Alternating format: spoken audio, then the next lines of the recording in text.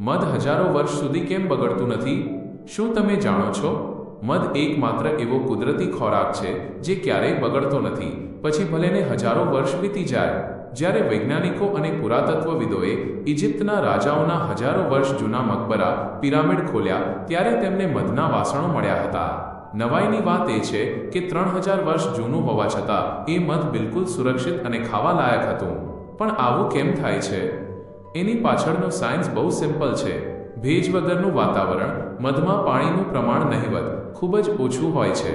બેક્ટેરિયાનો નાશ, પાણી ન હોવાને કારણે કોઈ પણ કીટાણુ, બેક્ટેરિયા કે ફૂગ તેમાં જીવી શકતા નથી અને તરત જ નાશ પામે છે.